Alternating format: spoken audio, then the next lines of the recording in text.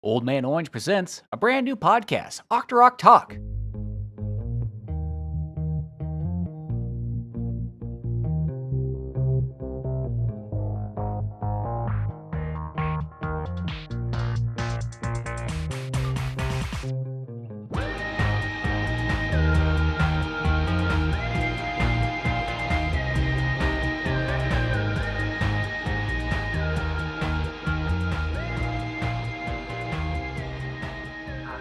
Hello, I am Ryan Dunnigan, And I am James Artville. and this is Octorok Talk. Just continuing on with these episodes here. Uh, I'll be honest, I couldn't think of an episode this week. I was just it was just a busy week. Like, oh wait, Octorok's coming on. We should talk about. Like, you know what? I've been picking the last couple things, and I know that James, one of your biggest passions is Legend of Zelda, and plus it's in the name. It's only a matter of time before we're gonna do a Zelda themed episode, so might as well do it for episode 3. So we'll just talk about Zelda the series. I mean, this might be a light retread of the first episode of formative games, but I still think there's some extra details we can throw in there, like as far as like how you first came across the series, what it is to you, how it became, why you like it, more the fun details of it, all that kind of stuff. Yeah, you got it. Yeah, and so I'll start because mine's probably a little short. I'm not gonna lie. For a while, I was just like, Zelda looked too intimidating to me, and I was just like, oh wow, I knew it was by the guy who made Mario, even as a kid, but I was still like, it just looks too big and intimidating. I don't know what's going on, and then I just kind of just pushed it away, and then Legend of Zelda: Ocarina of Time came out, and that was the one that was like, oh wow, that just stands out to me. I can't really just let that pass up. And then from there, snowballed into more. But I'm sure that you could have your own version of that story too. Yeah, I've heard so much, mostly about A Link to the Past, for the Super Nintendo. And I know for many, especially our generation, that's the one where they really got hooked into the series. The first game, Zelda 1 and Zelda 2 on the NES, they certainly were, milestones for Nintendo. But A Link to the Past is where I think The Legend of Zelda started to make its own identity. It started to differentiate itself from just being a generic fantasy adventure game and really coming into its own lore, really fleshing out the characters, the designs, making Hyrule feel alive. Not just a big empty map filled with enemies, but suddenly now you have NPC characters that say more than one line, side quests. You have different villages that you can visit and actually feel reason to go back time and again, not just for the main quest but also for just leisure, for recreation, to just waste time and explore and discover secrets. And so all of those things made A Link to the Past a phenomenal game for Nintendo, for the genre. And then of course Ocarina of Time took that formula and just made it a solid 10. They just perfected it, especially given the jump from 2D to 3D. Now, here's a quick question. This might be a little too early to be jumping onto this, but since you just mentioned from Ocarina, from Link to the Past to Ocarina, that right there, sometimes a common complaint, not even probably common more in the recent, like probably 6 years, is Zelda seems too streamlined. It seems too linear. It seems too focused in. Like, get this item, get this item, just do this one thing, and then never use that item again, or maybe you use it later in that same temple. And it just, after a while, there wasn't that sense of exploration. It was just you could probably figure it out. Navi's going to tell you, or you point the sword in the direction, and it's just then from there your little like AI thing's going to tell you. So from there, I've heard like complaints about it, and I some situations I understand, but other situations I feel a little like, because they're taking example of the very first Zelda, where it's like figure it out, and then how Breath of the Wild is kind of like figure it out, not to the same extent, but it's there still, and that idea of it is just kind of, some people are like, this is exactly what Zelda is. This is like, well, you're kind of comparing one Zelda game as opposed to an entire series of Zelda. You know what I mean? Did you ever feel that way? That people are jumping a little hard on that sometimes? Yeah, there definitely is that spectrum. There's that left or right, viewpoint of what is a Zelda game. If it's open world, because the first one was, then every other Zelda game, deviated from that, and it's not a true Zelda game. But by the numbers, the majority of Zelda games follow that formula, which it defined. So it created that formula, which means that formula is, in essence, Zelda, even if it wasn't in the first game, the first entry. You really start to see that, with A Link to the Past. So both arguments are valid. I think Zelda is more than whether or not it's open world or linear. There's so much more that makes a Zelda game, and obviously you can have your preference, and there's good balancing, between the two. And I'm really excited for Breath of the Wild 2, the sequel, because in my opinion, I think Nintendo is going to strike that balance between linear storytelling, that formula, and open world. I think they're gonna find a way to do both, and yeah, I'm looking forward to that. Yeah, there is that thing, because Breath of the Wild was a really good game, so I am open to a more open world Zelda game with less direction. Just, hey kids, figure it out. But at the same time, I just remember hearing people get so angry, like, oh, so I have to go swing over here and do this and do that. Just like, well, I mean, isn't that kind of like what not every video game is like a open world video game. I just think when people start bringing that expectation into everything, and I guess there's something that can be said about some of these puzzles are a little too straightforward, some of these puzzles are a little obvious, but there are those ones where it's like, sometimes it's not about like, sometimes it's more about like, all right, you got this cool item, how do you use this item? Oh, that's fun, that's neat. And then it's also kind of exploring this world. It wants to show you this story, it wants to show you this cool, like, that's the thing about Zelda, because you said that it started to develop its more of its own personality from a Link to the Past, and that's true, because for a while it was just kind of generic. It was sort of just like a Japanese dude's interpretation of Celtic mythology. But then as it went on, it's just like, here are the Zoras, and the Zoras are always changing, and here's other things that pop back in, and how the Zoras go from looking like Creature of the Black Lagoon to being kind of like DeviantArt, like furry fish, kind of, so it varies in the version, but yeah. Mm-hmm. I think from a development standpoint, Breath of the Wild wouldn't have been the game it was if it weren't for the backlash that Skyward Sword received, which I was late to. And one of the argument I was bringing up earlier, that was from Aaron Hansen, Ego Raptor, on a sequelitis video, where he really just ripped Ocarina of Time a new asshole, and he had some good points, but at the same time, it's one of those, and he even acknowledges in that video, and even acknowledged afterwards, like, I think I'm a little bit more. He even said after the fact that he felt like that video, even though he liked it, he still thought that there's some things I was a little too harsh on, there's some things I was a little too like nitpicky on, but overall I still feel that same way about it.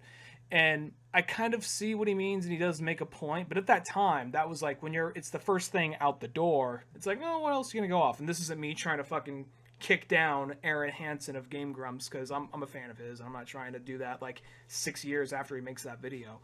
But it's one of those things where I just don't think that's a realistic standard to have for every game. And maybe they're going to start doing that. I honestly feel like moving forward with Zelda, they might start doing more of this thing of maybe 3D games will have resemblance of Breath of the Wild, and then you have games that are more like, okay, here's more of the simpler 2D fashion, where it's like a remake of Link's Awakening, or like the Game Boy games they're having, like Minish Cap for a while, Yeah, you bring up a good point about having, instead of trying to appease all the fans with a single game, to offer the different gameplay styles for different titles, kind of like what they do with Mario. Mario has obviously his mainline AAA 3D platforming titles, which are amazing, but they still continue to release the side-scrolling 2D. The new Super Mario Brothers, and they both cater to different audiences with a different gameplay preference. That was a thing. That's also one of the smartest things about the Mario franchise is that even if one of the main games is not out right now, there's probably some spin-off games out. That's why he's always in the. That's always why there's always like. That's why it feels like there's a big deal whenever there's like a big mainstream Mario game coming out because this is the next main game, and then like we're gonna get a couple of fun little like party games or whatever along the way. Though I hate Mario Party, but you know what I mean. The more like multiplayer fun games kind of things. And then where something like Sonic for a while, not recently, but I guess Sonic would come out like it seemed like every 2 to 3 years, and it would just be like, another one of these. Hopefully it's good. And Zelda, it's like no, this is all Zelda is most of the time. Zelda is only main Zelda games unless it's Hyrule Warriors or Link's crossbow training. I'm kind of curious now that the 3DS is essentially, dead at this point. Nintendo's only making games for one dedicated console, the Switch. And on that Switch, obviously, we already have, Breath of the Wild and Link's Awakening. Two very different approaches to Zelda. One obviously being a remake of a Game Boy Classic. So, those traditional, Zelda enthusiasts really enjoy that. And I certainly did.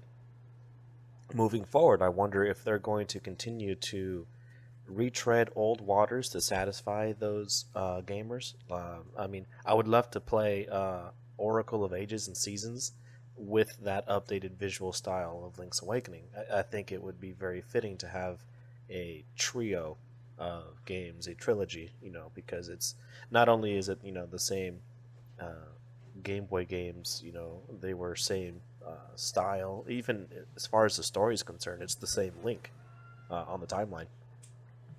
But remakes aside, I'm really curious if they will consider making a top-down Zelda game with an original story. They did with A Link Between Worlds,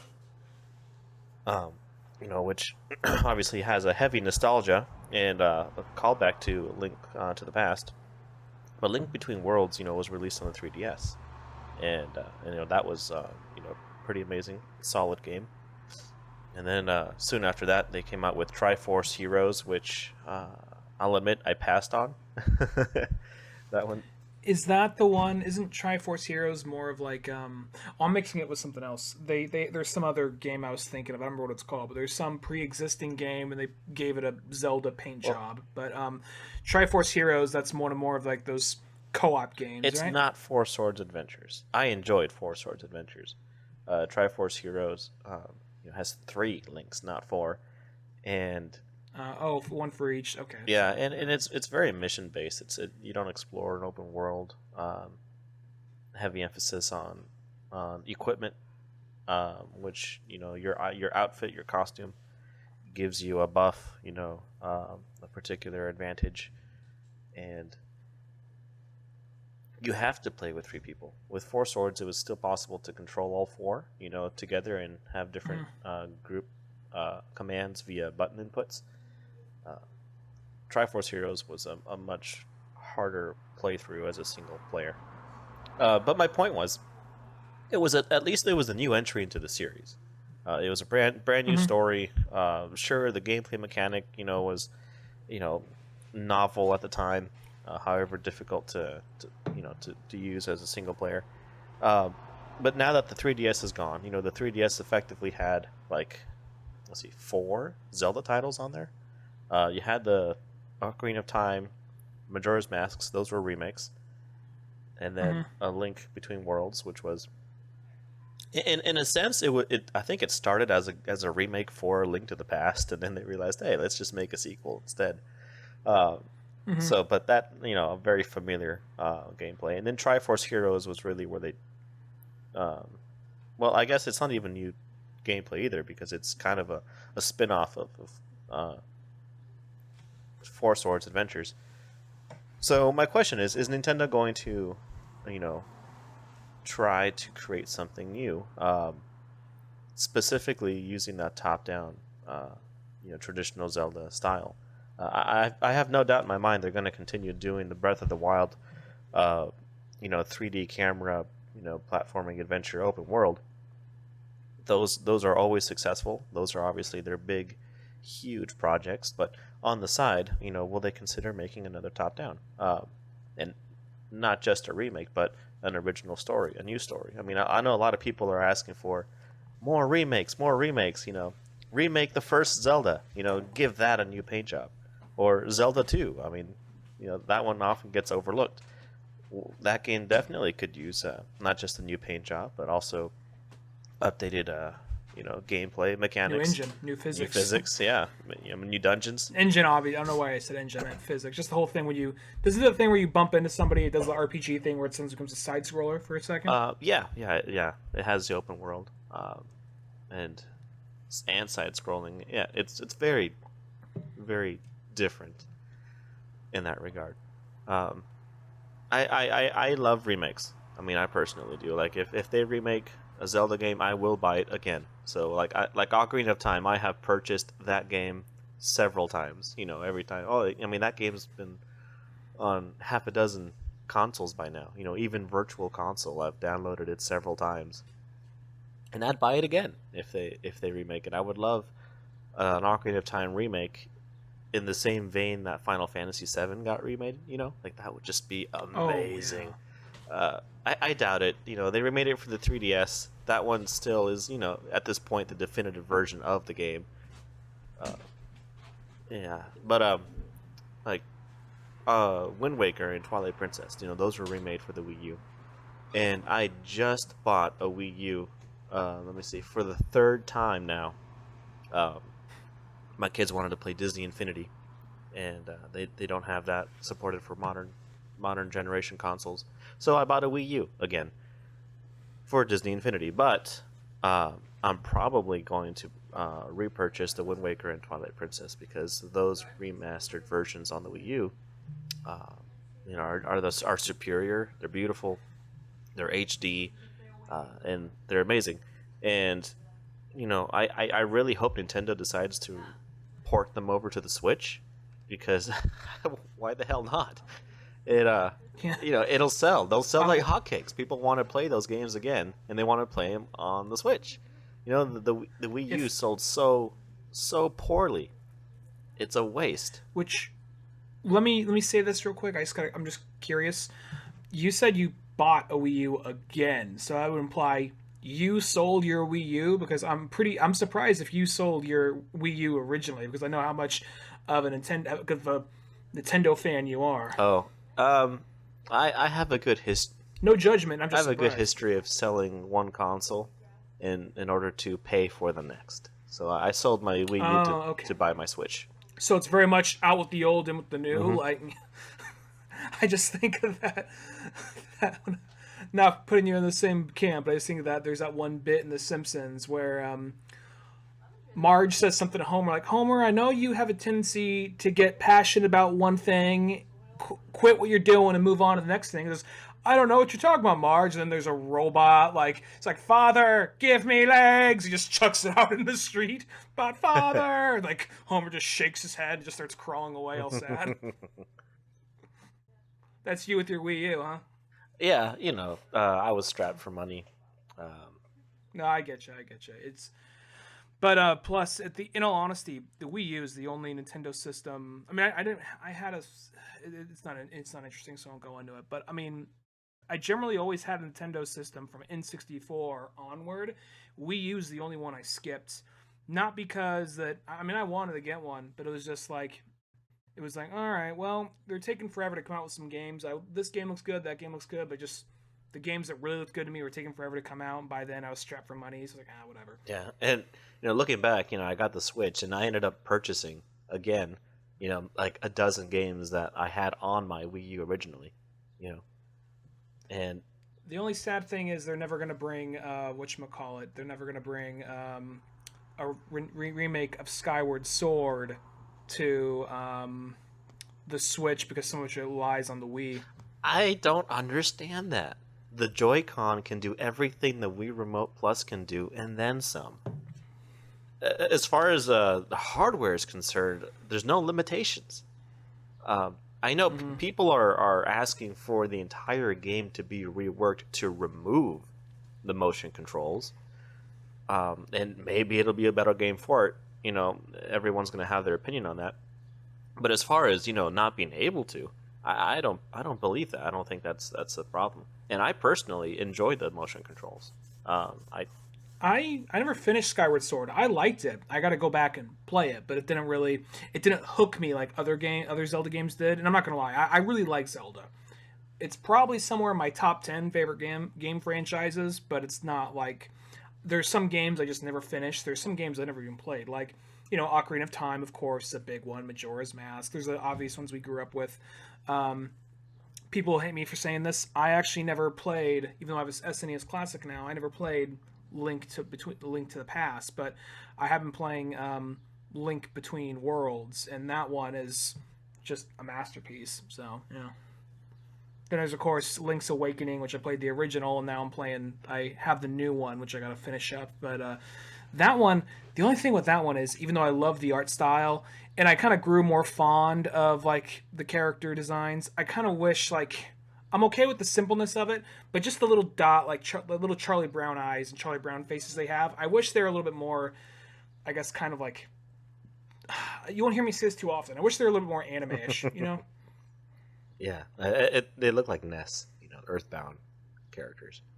Yeah, more like that. I guess the idea is it's made to look like a toy, probably so they can sell like an amiibo or something. Yeah. Skyward Sword. See, if Nintendo doesn't release Breath of the Wild sequel this year, then, you know, then maybe there's hope for a Skyward Sword release. I mean, I'm thinking back on the Wii U. Remember, the original Breath of the Wild was pushed out several years. You know, delayed and delayed and delayed.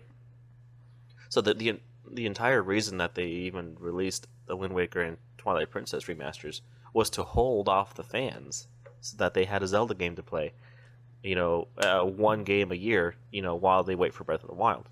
So here we are again, waiting for Breath of the Wild, the sequel, and this year there hasn't been a Zelda game released. I mean, last year we had the Link's Awakening remake, so this year, what's going to be that Zelda game? There's got to be something, I mean, to hold the fans over. So that's why I'm hoping that, I'm hoping for Breath of the Wild too. Sure, I'd love to play that this holiday, that'd be amazing.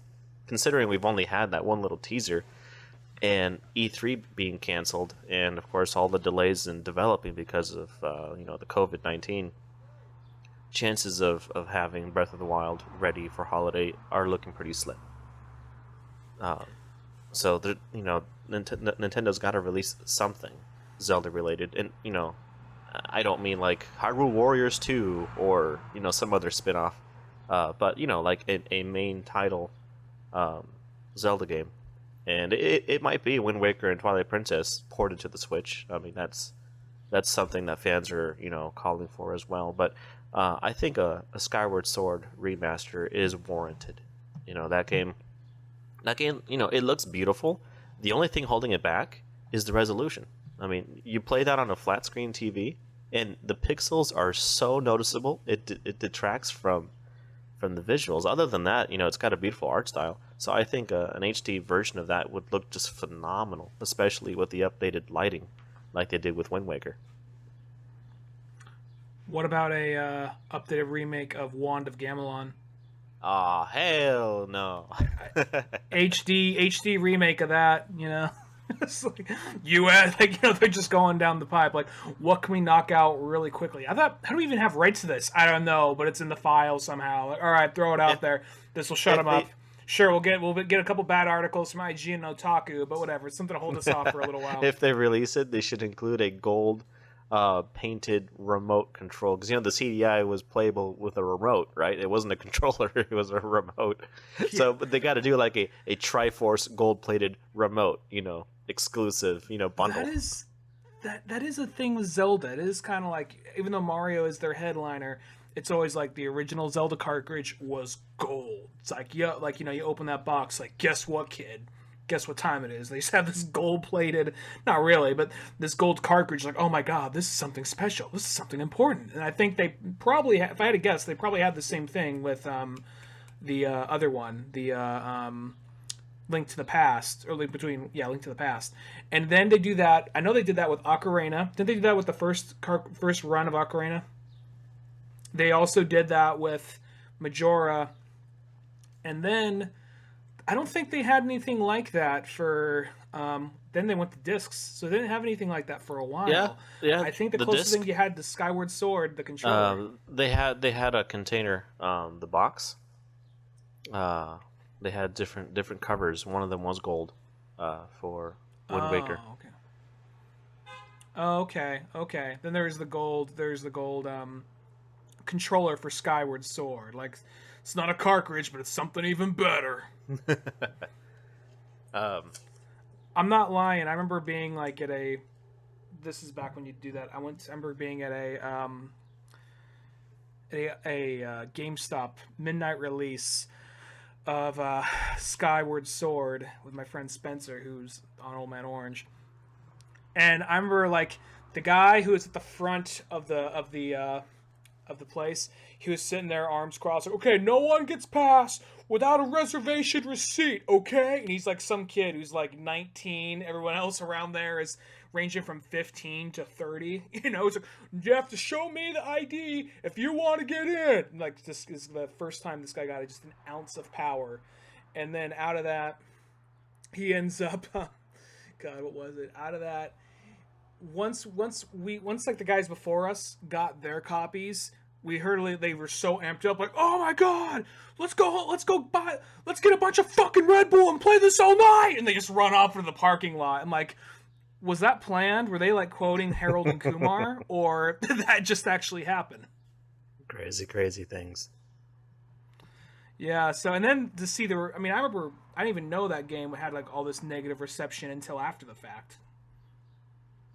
Till almost like years later, when actually, like, you know, because where I was at, I didn't really have a good internet connection, so I'm like, oh, people hated this game? Oh, okay, all right. It's like finding out like years later, you grew up watching a movie as a kid, and then you later look back on the history of that movie, like, oh, people hate Hook by Steven Spielberg? I thought that movie was a beloved classic. I guess not. Well, good on you for forming your own opinion. I mean, like, I like watching reviews, you know, and reading articles, but, you know, like, I hate, like, Rotten Tomatoes and Metacritic and all those things because they could really destroy a movie, you know, box office, you know, the opening weekend, regardless of whether the movie was actually good or not. You know, people have different preferences, and let them make their decision on their own.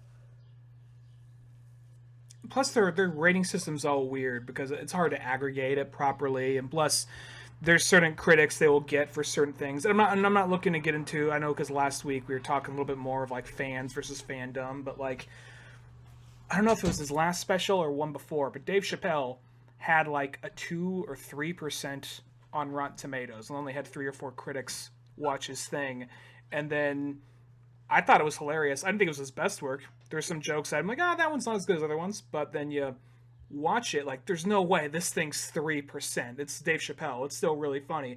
Then you look at the audience reaction. It's like somewhere in the 90s.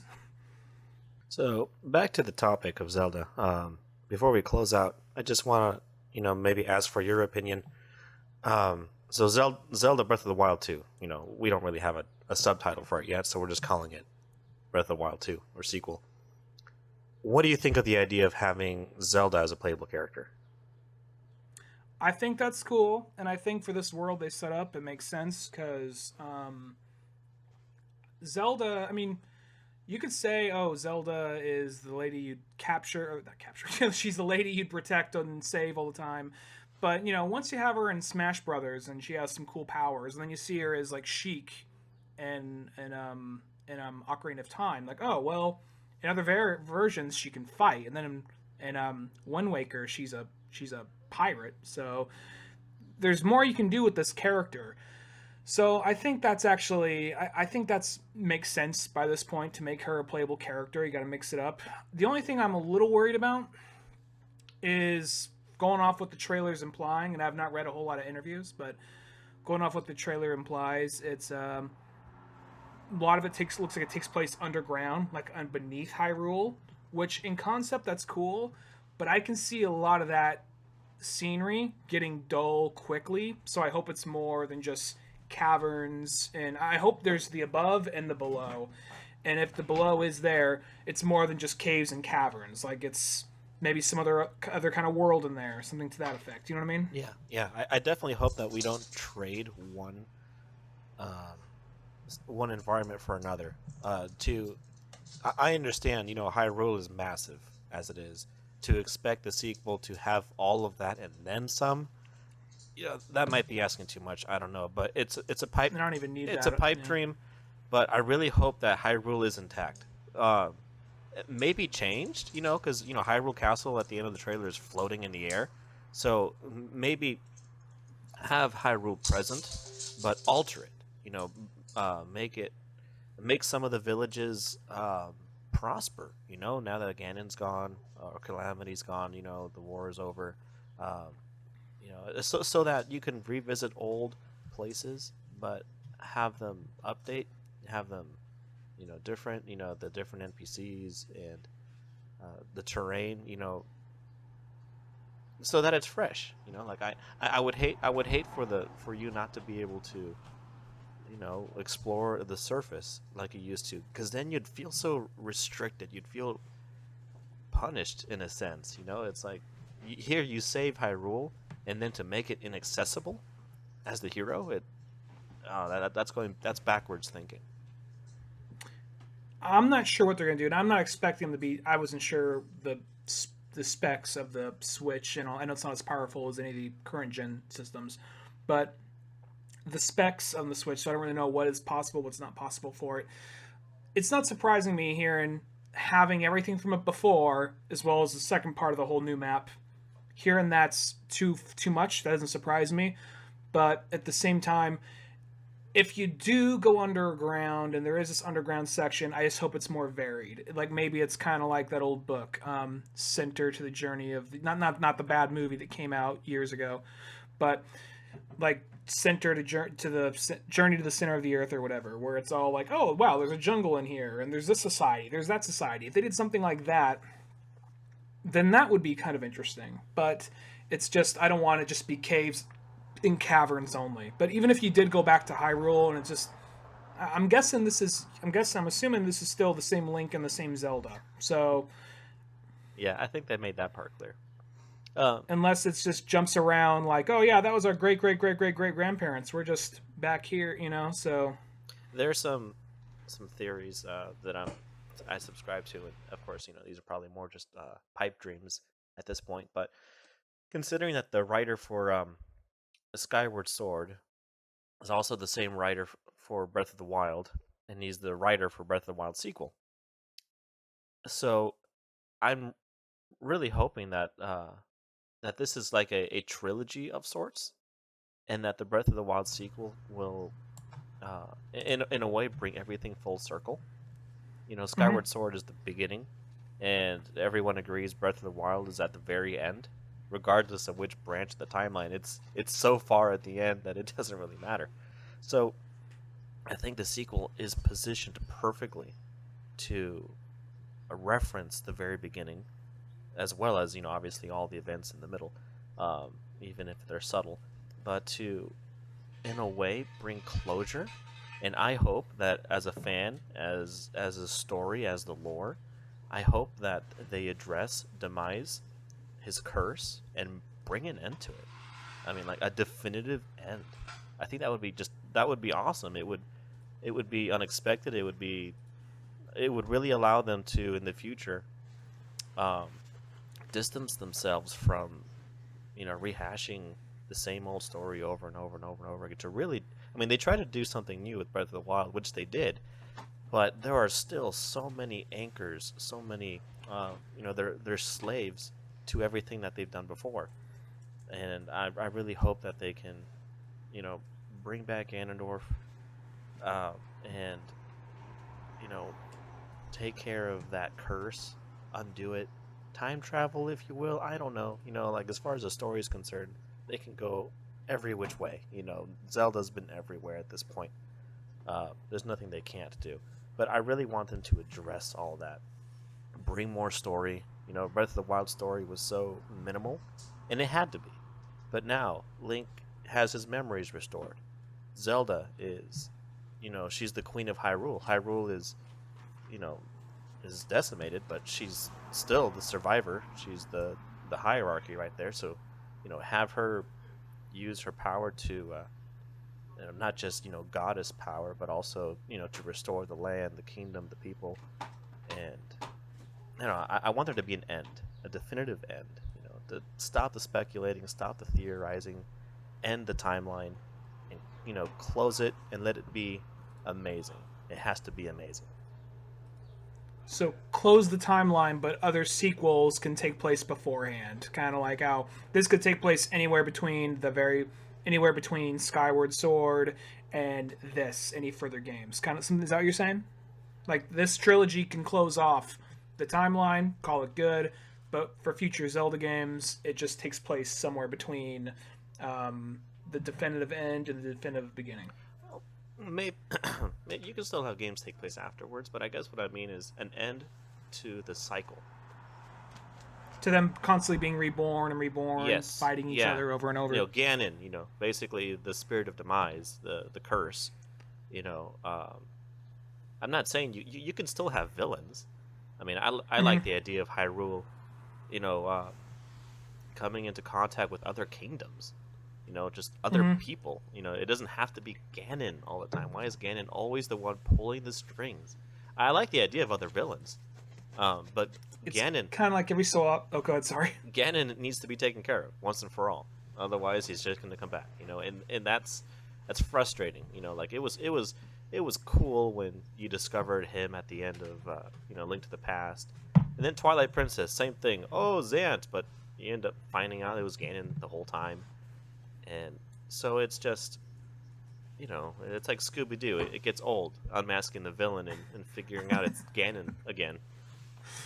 Who's this guy? Who's this guy in this weird creepy hood? Look like he's on his way to his eyes wide shut party. Oh, it's Ganon. Oh, and I would have got away with it too if it wasn't for you meddling chosen ones. Triforce wielders. Triforce. Yeah. I mean, Zelda can still be there because that's a bloodline. You know, it's the royal family. So, you know, you have to have the princess, Zelda. I'm not suggesting they make a Zelda game without Zelda. It's really more the antagonist. You know, it's the whole Ganon thing. You know, let there be some fresh villains, some new stories. You know, something unexpected, something original. That's what I'm hoping for.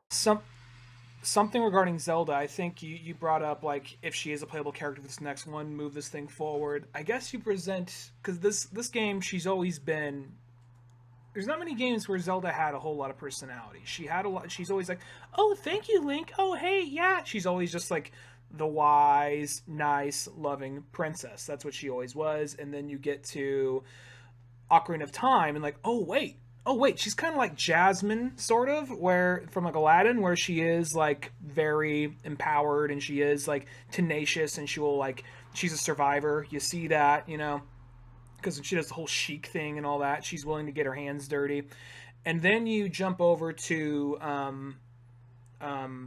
Wind Waker, and then like, oh, this pirate who was taken away at birth is actually Zelda. So it's suddenly this thing. Oh wow, she can be a hard ass, and she can even still like survive outside of that, you know. So that's interesting. And then you get to this one, and she's a little bit more shy, and she's a little bit more reserved, but at the same time, she has more personality, and it's more of like all this weight is thrusted upon her. It's like, oh hey, yeah, I know you're the princess, but guess what? You're going to be in for some shit in about 10 years.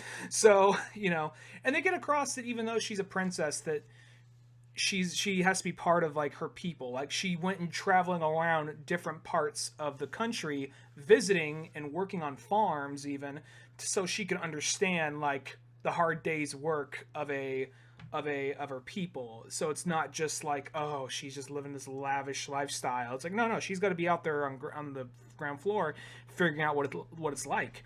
So, and then, people are all putting all this pressure on her. And then when she fails, there's that scene where she just falls to her hands crying, and you really feel for her. And I think there's something to be said about, oh, we succeeded, but it's 100 years too late.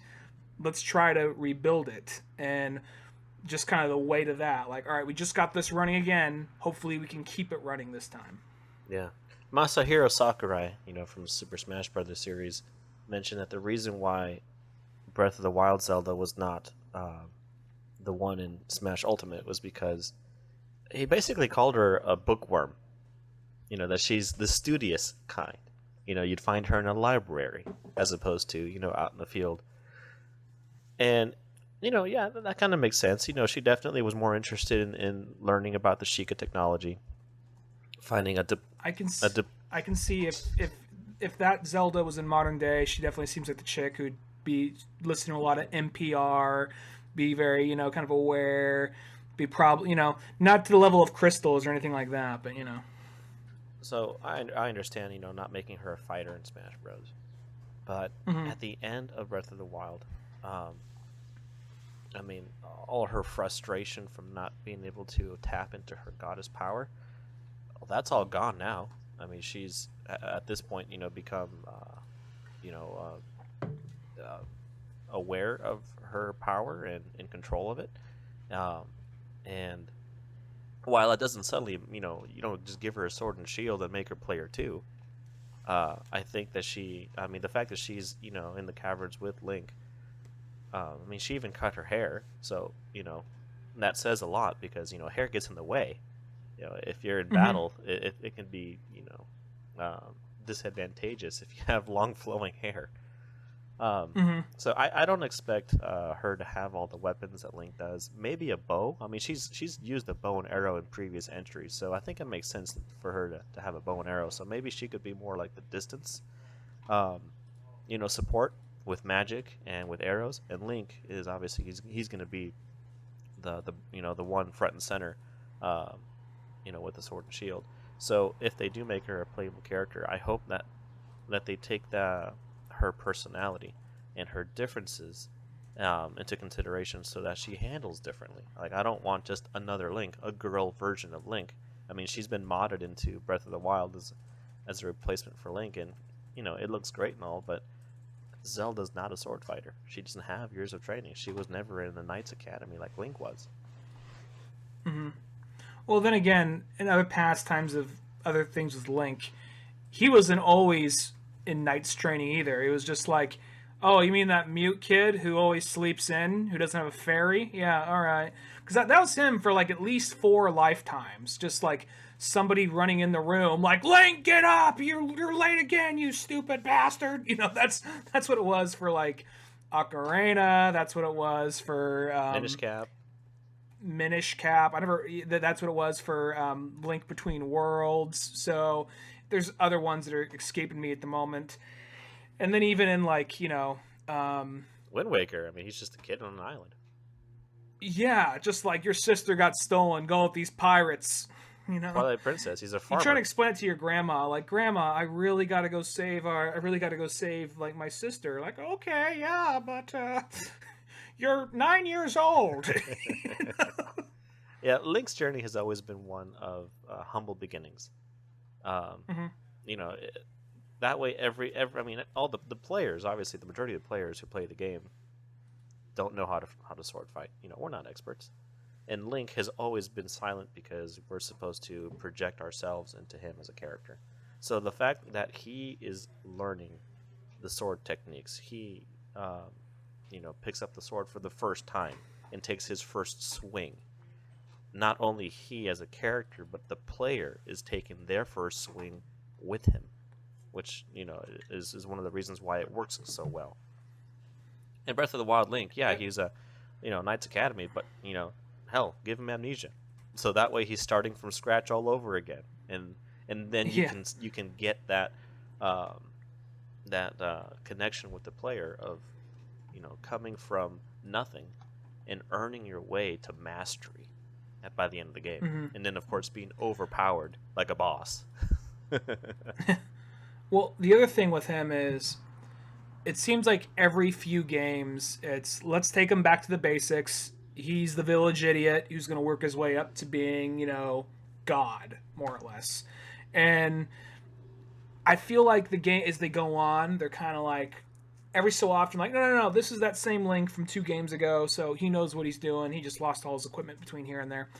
And so I think out of that, there is something to be said about, like, that's probably why so many young people keep coming back to that, because there is something about, like, that humble beginning story and working your way up, that narrative, that hero's journey archetype just still always appeals to people.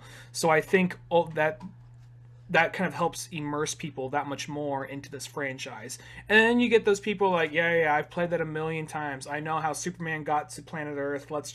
We can skip the origin. I know Batman's parents got shot in the alley. I know we can just, so every so few Zelda games, it's like, no, he's already that guy. So it's every few, it's like origin, sequel. Every couple, they do that. I love the theory, and I hope that it's true from a storytelling standpoint as well as gameplay. If Ganon does come back, Ganondorf, obviously, Ganondorf the man, there's only ever been one.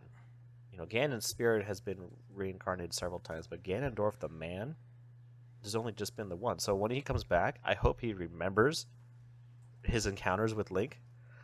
And I hope that the theory goes is that in the trailer you see Link and his arm is kind of like possessed. It's green and it looks like it's being burned or something.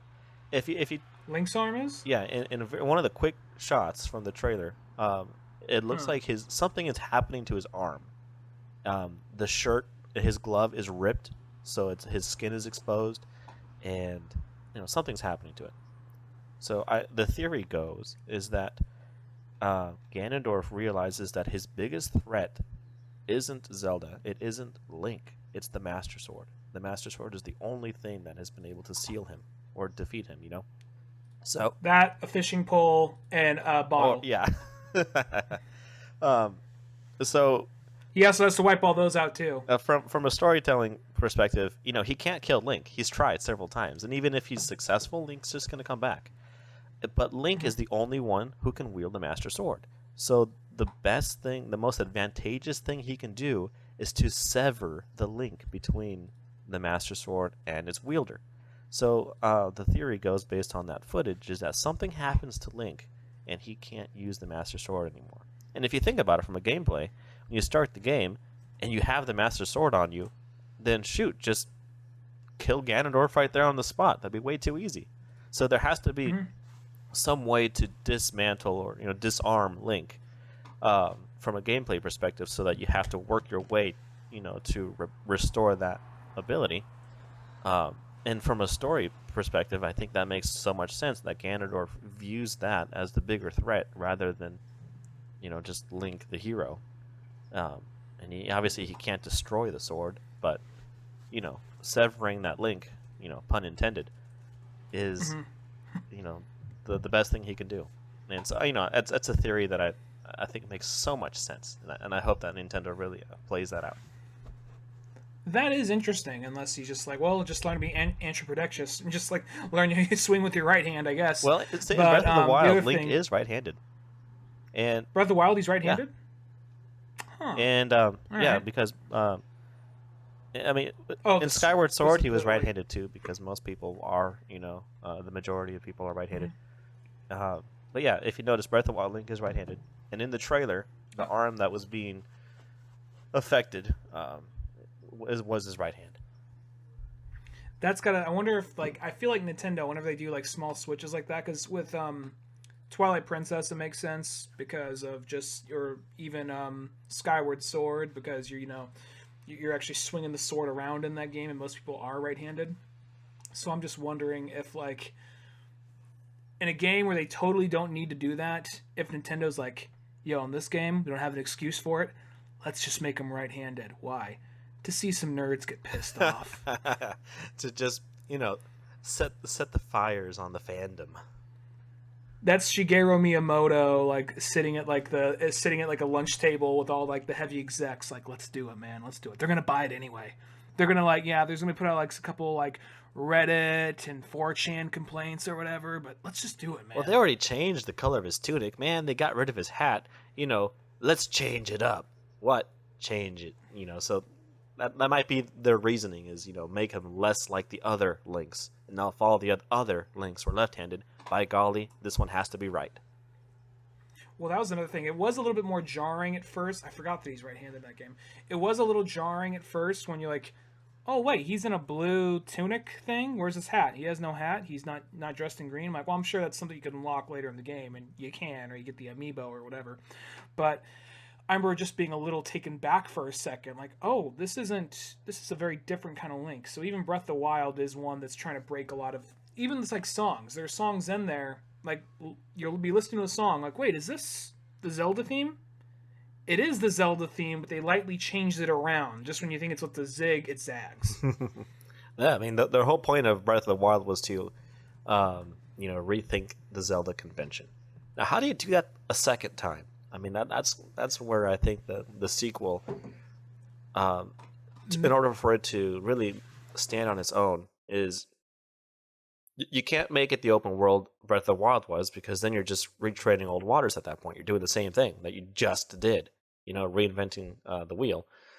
But you can't just go back to the old Zelda formula, because then you're just trapping yourself back in that cycle. So, like I said, the sequel, I think, needs to find that perfect balance of linear storytelling, dungeons, item, collecting, and open world exploration. Where there's a lot more freedom, without losing that ability to go anywhere and tackle the things you want to do. And the idea that he can't use the Master Sword in this one, and his arm's infected with something, aside from being kind of like Princess Mononoke, where he has the sickness, so he goes off on this journey to make himself useful before he dies, and then by the end he gets healed. Aside from getting a kind of vibe from that, which Zelda always gave me a little bit of a Miyazaki vibe, so that's fitting.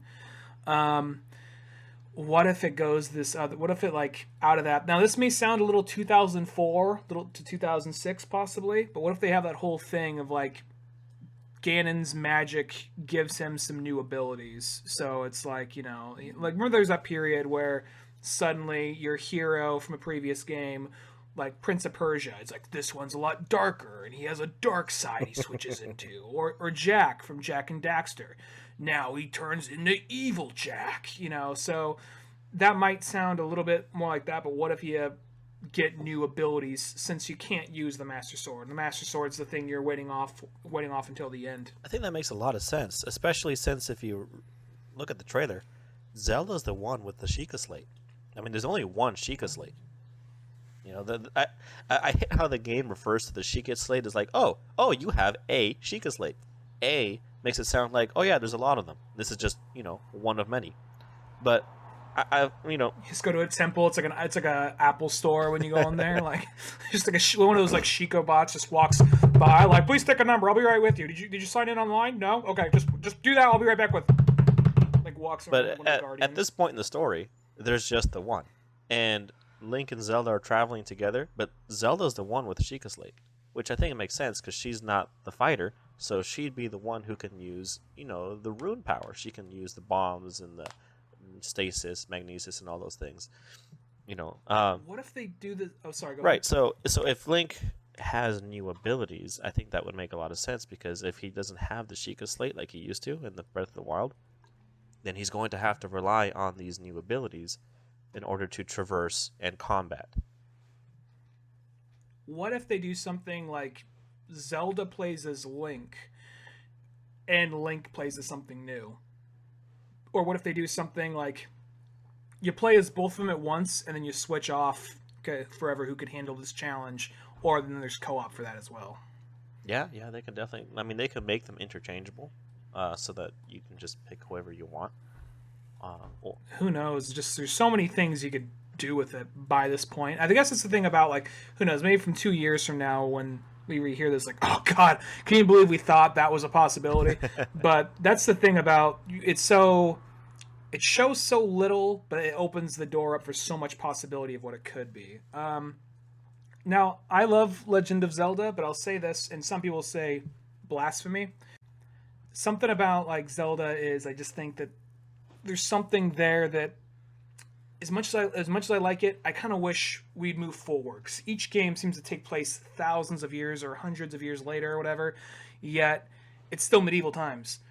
I think it would be interesting if by this point, and it's still at its core a Zelda game. You can still have swords and all that, but I'm thinking, and I'm not trying to just go off of that fan film thing, that Fistful of Rupees, but I'm thinking, it'd be cool if there was like a Western themed Zelda, not like it's all desert, and not like it becomes a third person shooter, but just that kind of aesthetic. And maybe instead of an arrow, maybe instead of bow and arrow, it's a 6 shooter, but it only it has like you have to kind of upgrade it. So, you need to shoot this thing 3 times, but you have to shoot this thing 6 times. You only have like your cylinder only has 3, so you have to go get this item, upgrade it so it shoots 6 times, so enough time to open this code, or you know what I'm saying?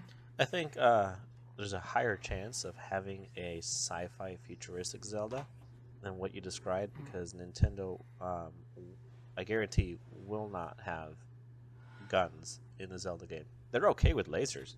Lasers, explosions, sure, no problem. Guns. I'm thinking like a steampunky looking pistol. Something that's just like looks like a Nerf gun almost. Even so, if it's shooting metal projectiles, then or lasers. Either way, I'm not picky. I'm just thinking of something kind of like, I just think a Western aesthetic for a Zelda game would be interesting. I mean, Twilight Princess kind of had that with the Hidden Village, and then the crossbow training, took that a step further. Obviously you're shooting arrows, but I think that's probably as far as they'll go in that direction. Like I said, probably. I think we'll sooner see a futuristic Zelda than we will a Western, and that's not too far from the truth. Zelda historians will know the fact that Zelda almost began in a futuristic setting. The Triforce was a microchip, and Link was named Link, because he was a link between the future and the present, like a cable. And some early concept art has Princess Zelda wearing something very you get the vibe of like the Jetsons, and like a pinup retro sci-fi girl of the 1920s and 30s. And then, but more interesting than that is Breath of the Wild concept art reveals that they considered having a UFO invasion with aliens.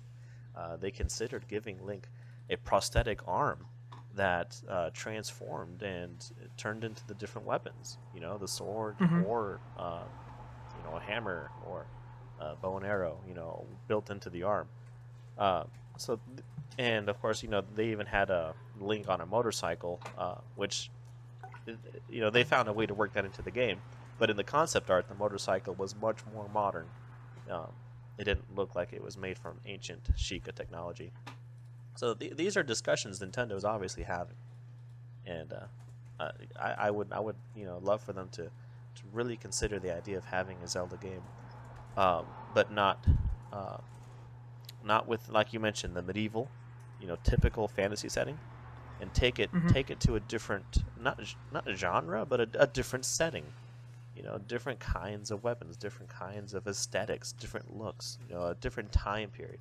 I mean, the Zelda timeline takes place over thousands of years, but they're still stuck in a relatively same era, if you will. I guess every time they're about to move forward technologically wise, Ganon does some kind of end of the world thing, like, all right, back to square one, we've got to build this up again. But I even think it would be cool if it was like, people might be saying, shut up, but I'm just not saying for all games, but just for 1 or 2 games, Like, I even think it'd be cool to see Link in the modern world, modern times, So, it's still Hyrule, but just modern times. You still have monsters out there. You still have all that stuff out there, and you still could have, like, villages, but they may more resemble maybe like a gas station type town, depending on the area you're in or something like that. And you still have temples. It's almost kind of like, not exactly this, still its own Zelda still its own Zelda signature, but kind of like that movie Onward, how it's like, oh, it's a fantasy world, but it's modern day stuff, you know? So Yeah.